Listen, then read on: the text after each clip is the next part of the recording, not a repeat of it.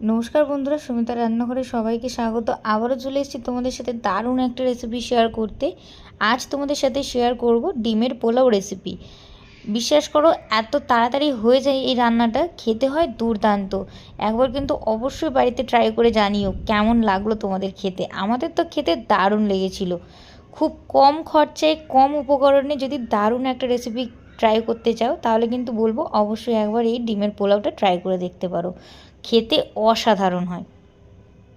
আর এই ডিমের পোলাওটা বানানোর জন্য দেখো, প্রথমে চালের মাপটা নেওয়া খুবই প্রয়োজন। ওই জন্য দেখো, আমি একটা কাপের মাপ করে আমি 2 কাপ চাল নিয়ে নিচ্ছি। তোমরা যদি কাপ ছাড়াও অন্য কোনো পাত্রের মাপ নাও, তাহলে কিন্তু সেই পরিমাপটা মনে রাখবে। এবারে চালটা আমি ধুয়ে একটু আধা ঘন্টা মতো চালটা ভিজিয়ে রাখবো। এদিকে দেখো, কড়াইতে আমি 2টো ডিম আর 3টে আলু, একটু বড় বড় করে আলুগুলো কেটে নিয়েছি, নিয়ে আমি সিদ্ধ করতে বসিয়ে দিচ্ছি। সামান্য অল্প করে একটু লবণ দিয়ে চাপা দিয়ে আমি সিদ্ধ করে নেব।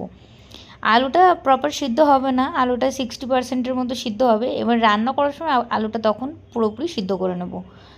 দেখো, আমার ভালোভাবে ডিমটা সিদ্ধ হয়ে গেছে, আর আলুটা দেখে বুঝতে পারছো বেশি সিদ্ধ হয়নি, ওই 50%-এর মতো সিদ্ধ হয়েছে। আলুটা সিদ্ধ হওয়ার এখন অনেক বাকি আছে।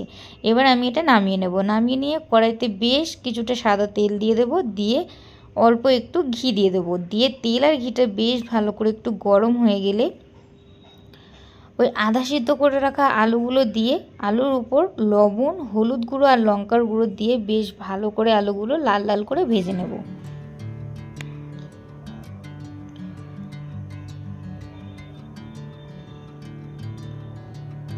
আলুগুলো কিন্তু উল্টে পাল্টে বেশ লাল লাল করে ভেজে নেবে।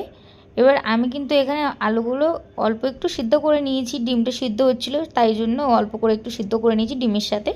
তোমরা কিন্তু এটা আলুগুলো কিন্তু একদম কাঁচা অবস্থায় ভেজে রান্নাটা করতে পারো।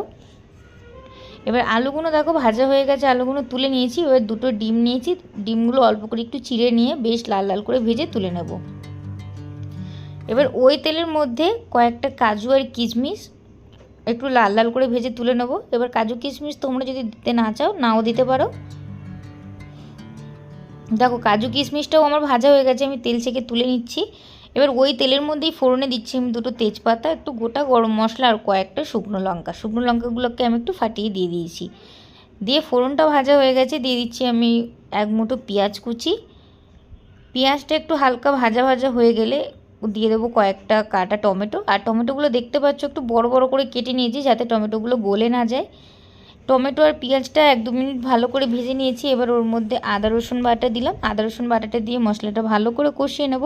তার আগে কিছু গুঁড়ো মশলাও আমি দিয়ে দেবো, স্বাদ মতো লবণ, লঙ্কার গুঁড়ো, হলুদ গুঁড়ো, আর দিলাম অল্প একটু জিরে গুঁড়ো আর অল্প একটু ধনে গুঁড়ো দিয়ে এবার মশলাটা বেশ ভালো করে কষিয়ে নেবো, যতক্ষণ না আদা রসুনের কাঁচা গন্ধটা চলে যাচ্ছে।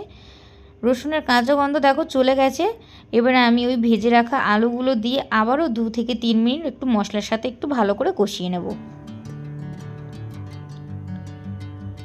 মশলার সাথে আলুগুলো ভালো করে কষিয়ে নিয়েছি। এবার ওই যে ভিজিয়ে রেখেছিলাম যে চালগুলো, আমি সেই চালগুলো দিয়ে আবারও 1-2 মিনিট একটু ভালো করে মশলার সাথে একটু কষিয়ে নেব।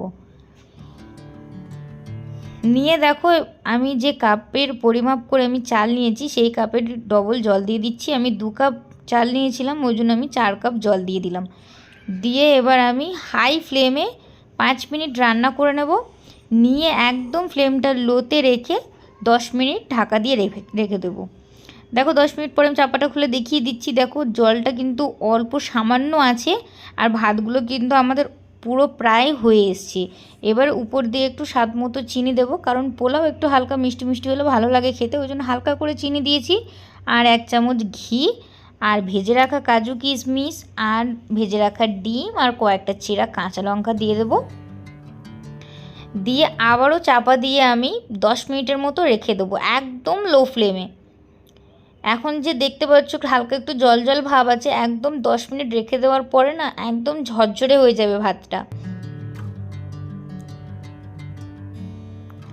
দেখো, তোমাদের আবারও আমি চাপাটা খুলে দেখিয়ে দিচ্ছি, একদম ঝরঝরে হয়ে গেছে। এবারে পোলাওটাও কিন্তু যতটা ঠান্ডা হবে না, ততই বেশি ঝরঝরে হয়ে যাবে। দেখতে পাচ্ছ আমার ভাতগুলো কিন্তু একদম প্রপার সিদ্ধ হয়ে গেছে, আর আমার আলুটাও কিন্তু 50% সিদ্ধ করে নিয়েছিলাম আমি, আর একদম ভালোভাবে সিদ্ধ হয়ে গেছে সব কিছু। দেখো পোলাওটা আমার রেডি হয়ে গেছে। এবার পোলাওটা একটু ঠান্ডা করে নিয়ে আমি প্লেটে সার্ভ করে নেব। তারপরে আমি তোমাদেরকে দেখাচ্ছি পোলাওটা কতটা ঝরঝরে হয়েছে। দেখে বুঝতে পারছো পোলাওটা একদম পারফেক্ট ঝরঝরে পোলাও হয়েছে। খেতে কিন্তু লাজবাব ছিল। বাড়িতে কিন্তু বলবো অবশ্যই একবার ট্রাই করে দেখার জন্য। একদম কম খরচায় কম উপকরণে যদি ভালো কিছু খেতে চাও না, তাহলে কিন্তু অবশ্যই একবার এই ডিমের পোলাওটা তোমাদের ট্রাই করতে হবে। এটা খেতে জাস্ট ফাটাফাটি ছিল। আর আমার এই ভিডিওটি যদি ভালো লাগে তাহলে কিন্তু like, comment, share and subscribe করতে ভুলো না। আবারও দেখা হবে নতুন কোনো ভিডিওর সাথে। ততক্ষণ সবাই সুস্থ থাকবেন, ভালো থাকবেন। ধন্যবাদ।